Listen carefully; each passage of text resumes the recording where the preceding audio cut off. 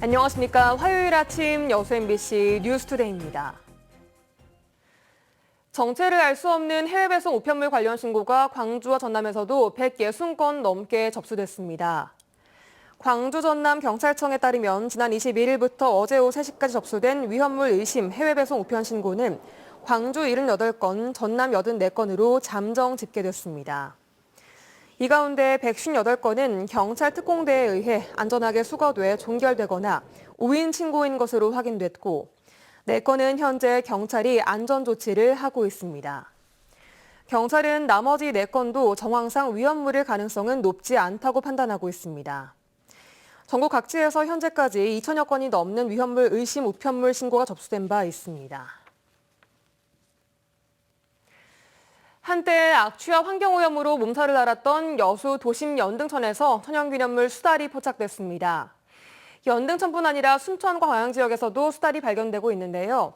이제는 수달의 서식지 보호도 신경 써야 한다는 목소리입니다. 유민호 기자입니다. 흐르는 물속으로 빠져나온 수달 한 마리가 땅으로 올라갑니다. 물고기를 낚아채 삼킨 뒤 또 먹이가 있는지 살피기 위해 수풀과 바위 틈을 헤집습니다. 꼬리를 내밀며 헤엄치는 천연기념물 330호 수달. 수달은 이곳에서 짧은 시간 활발하게 활동한 뒤 자취를 감췄습니다. 밤에 주로 활동하는 수달이 대낮에 사냥하고 먹이를 먹는 장면을 포착하는 건 흔치 않습니다. 연등천 인근에 20년 가까이 거주한 주민도 수달을 생생히 본 건 처음입니다. 그래서 낮에 점심 먹으러 가다가 보니까 발견돼서 찍었던 것이에요. 미꾸라지를 잡아가지고 먹으면서 계속 올라갔다 내려갔다 했는데 거주지와 맞닿아 있어 오랫동안 악취와 쓰레기로 몸살을 앓았던 연등천. 수달이 발견된 건 이번이 처음으로 파악되는데 집중호우로 유량이 늘고 정화 활동이 꾸준히 이뤄진 게 영향을 준 것으로 보입니다. 여수뿐 아니라 올해 초 순천 동천에서도 무리를 가로지르며 헤엄치는 수달이 발견됐습니다. 최근 광양에서는 섬진강에서 서식하던 수달이 바다와 만나는 하류 선착장까지 내려와 먹이 활동을 하고 있습니다. 밤에 보이죠. 낮에는 잘 안 보여요. 밤에 딱 물칸 다 뒤져갖고 거기 있으면 다 꺼내 먹어버려요. 3년 전 섬진강 홍수 피해로 일대에서 정비 사업이 시작됐고 서식지가 파괴된 수달이 하류까지 이동한 것으로 보고 있습니다. 어민들이 활동하는 어업행위 이쪽까지 지금 수달이 내려와서 먹이 활동을 하는 거 보니 섬진강 하류 쪽이라든지 중하류 쪽에 수달이 서식할 수 있는 곳을 좀 멸종위기 1급인 수달. 이제는 사람에게 노출되는 경우가 늘고 있는 만큼 공존을 위한 고민이 필요해 보입니다. 전문가들은 수달을 만나면 돌을 던지거나 고함을 지르는 등 위협을 가하지 말아달라 당부했습니다. MBC 뉴스 유민호입니다. 광양시가 지역 곳곳에서 벌어진 노사 분규를 중재하기 위해 올해 2번째 노사민정협의회를 개최했습니다. 이번 회의에는 갈등을 겪는 사업장 노사 대표 등이 참석한 가운데 현안을 공유하고 관계를 개선하기 위한 조정 방안을 논의했습니다. 정인화 광양시장은 노사 문제는 우선 노와 사가 해결하는 것이 가장 바람직하지만 그렇지 못할 경우 협의회의 적극적인 중재 역할이 필요하다고 말했습니다.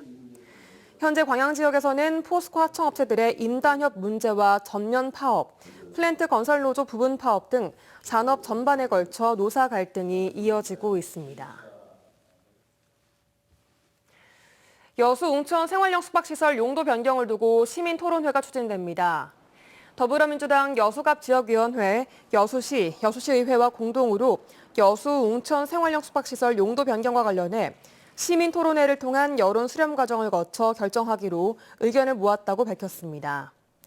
특히 토론회에서 합의안이 도출되지 않을 경우 여수시 주도의 여론조사를 실시하는 안도 논의되고 있다고 덧붙였습니다. 앞서 여수시의회는 지난 18일 주민 발의된 여수시 웅천 생활형 숙박시설 주차장 조례 개정안에 대한 해양도시건설위원회의 표결 결과 출석 의원 7명 가운데 반대 5명, 기권 2명으로 부결됐습니다.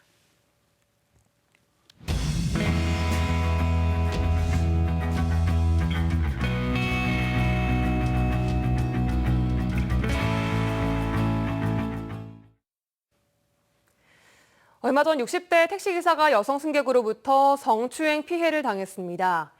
관련 보도가 나간 이후이자 사건 발생 2달여 후 기사는 경찰에 이를 신고했고 경찰에는 CCTV 확인 등의 어려움을 겪으며 아직까지 여성의 신원을 특정하지 못하고 있습니다.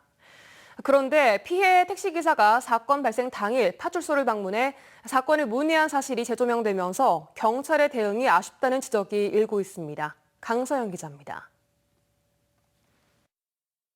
지난 5월 새벽 1시쯤 여수 웅천동에 정차한 택시에서 벌어진 성추행 사건. 젊은 여성 승객은 60대 택시기사에게 자신의 몸을 만져줄 것을 수차례 요구했습니다.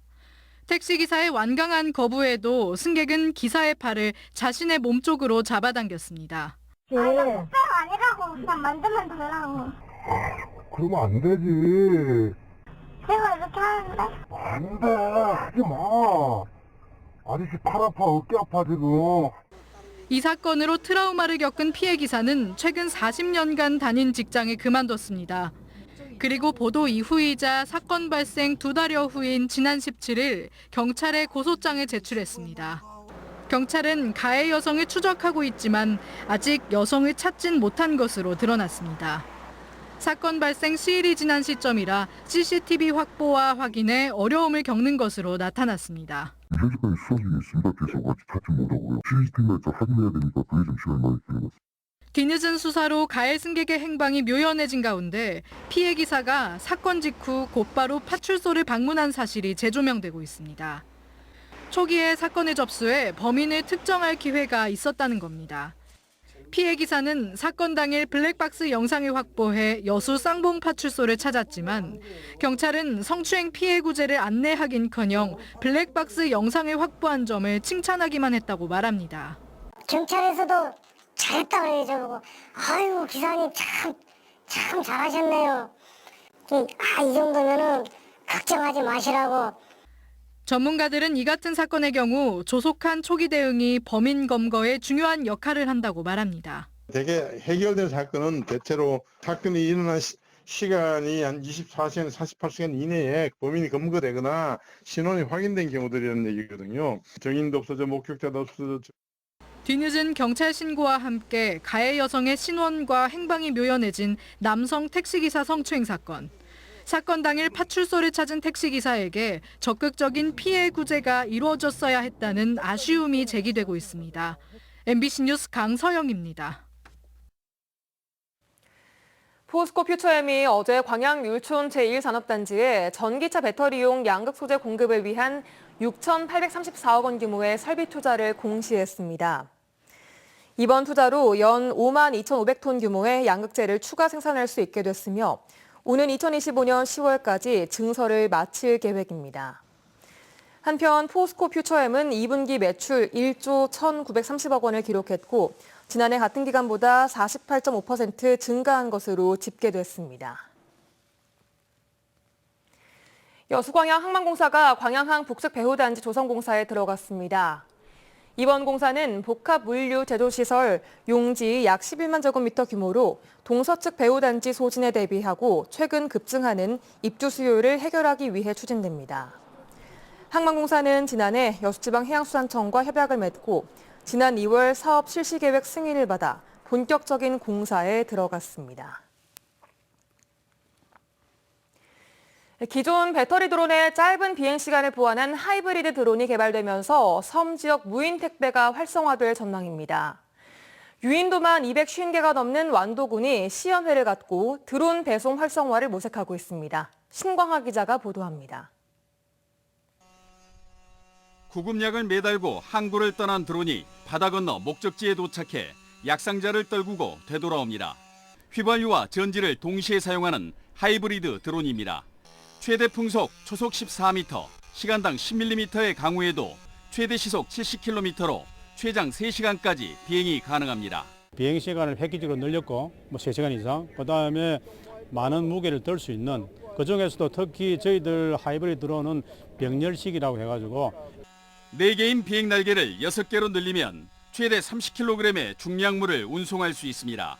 256개의 섬을 보유한 완도군은 하이브리드 드론 시연회를 열고 섬 무인 택배와 적조 예찰 등 다양한 용도로 활용 가능성을 검토하고 있습니다. 관건은 안정적인 채공 시간과 비행 안정성입니다. 하이브리드 드론 이런 시연을 통해서 앞으로 무인 택배까지 확대를 하고요. 이 부분을 점차 좀 넓혀서 수산과 농업 분야까지 점차 확대해 나갈 계획을 가지고 있습니다. 장시간 비행과 중량물 운송이 가능한 하이브리드 드론 개발이 활성화되면 날씨에 영향받는 섬 지역 물품 보급이 한층 원활해질 것으로 전망됩니다. MBC 뉴스 신광하입니다. 여수시의회가 어제 제230회 임시회 본회의를 열고 27건의 안건을 의결 처리했습니다. 어제 임시회에서 열린 의결 처리된 주요 의안은 1조 8,412억 원 규모의 2023년도 제2회 추경 예산안과 함께 일본 후쿠시마 오염수 방출 저지를 위한 국제해양법 재판소 제소 촉구 결의안 등 모두 27건의 조례안과 건의안, 결의안 등입니다. 김영규 여수시의장은 폐회사를 통해 시정부가 주차장 조례 개정의 책임을 의회에 떠넘긴 채 수수방관하고 있다며 시민적 공감대가 형성될 수 있는 합리적 해법을 제시해 줄 것을 촉구했습니다. 우리 국민 10명 중 2명 이상이 목숨을 잃는 질병 바로 심뇌혈관 질환입니다. 진단과 치료 기술은 발달한 반면 이를 전문적으로 연구하고 정책을 개발하는 시스템은 부족했던 것이 사실인데요. 장성군이 국립심뇌혈관연구소를 세우겠다고 오래전부터 노력해왔는데 최근 그 결실을 맺게 됐습니다. 주현정 기자입니다. 전 세계 사망 원인 1위 심혈관 질환. 국내에서도 암 다음으로 가장 많은 이들이 심근경색과 뇌졸중 등 관련 질병으로 목숨을 잃고 있습니다. 심뇌혈관 질환을 진단하고 치료하는 비용 역시 크게 늘고 있는데 정작 국가 차원의 연구와 정책 개발은 속도를 따라가지 못하고 있습니다. 심혈관 질환이 어떻게 발생하고 어떻게 유병률이 어떻게 되고 우리나라 실정에 맞는 진단과 치료법을 개발 연구하는 것이 필요하거든요. 이제 체계적인 연구가 잘 안 되고 있는 상황이죠. 두 곳의 대학병원과 다양한 관련 연구기관이 밀집한 지역에 이점을 내세워 일찌감치 국립심뇌혈관센터 유치에 나섰던 장성군. 유치에 나선 지 16년 만에 사업 승인 단계인 기획재정부의 타당성 재조사를 최근 통과했습니다. 국립심뇌혈관연구소가 들어설 장성군 남면입니다. 그간 국가 차원에서 심뇌혈관 질환을 연구하는 조직은 없었는데 오는 2029년 이곳에 첫 국가기관이 들어섭니다. 1,000억 원이 넘는 국비가 투입돼 전국 14개 심혈관 질환센터를 통합관리하고 난치병 연구와 새로운 치료 기술 등 심혈관계 질환을 극복하는 구심점이 될 것으로 기대됩니다. 12,500개 정도로 전문직 일자리가 창출이 될 것 같고요. 또 인구 이입도 많은 인구들이 유입 예상이 됩니다. 대한민국 의료산업의 신부흥기를 맞이하지 않겠냐. 모처럼 만에 찾아온 지역발전 기회가 알맹이 있는 결실로 맺어지기를 지역민들은 바라고 있습니다. MBC 뉴스 주현정입니다. 여수 밤바다 낭만버스킹 썸머 페스티벌이 오는 29일 막을 올립니다. 대한민국 대표 거리문화 공연인 여수 밤바다 낭만버스킹 썸머 페스티벌은 오는 29일 오후 7시 낭만포차 특설 무대에서 개막식을 시작으로 댄스와 악기, 밴드, 마술 등 다양한 장르의 수준 높은 버스커들과 인기 가수의 무대로 꾸며집니다. 여수시는 이번 축제가 낭만버스킹의 핵심 콘텐츠인 만큼 낭만포차와 밤바다 등 여수 대표 관광 요소를 한 번에 즐길 수 있는 오감 만족 축제가 될 것으로 기대하고 있습니다. 정원박람회 조직위가 오는 28일 국가정원 내 쉴랑계 원형광장에서 영화 우리들을 상영합니다. 순천시는 순천만국제정원박람회와 오는 10월 열리는 남도 영화제를 홍보하기 위해 이 같은 행사를 개최했다고 밝혔습니다.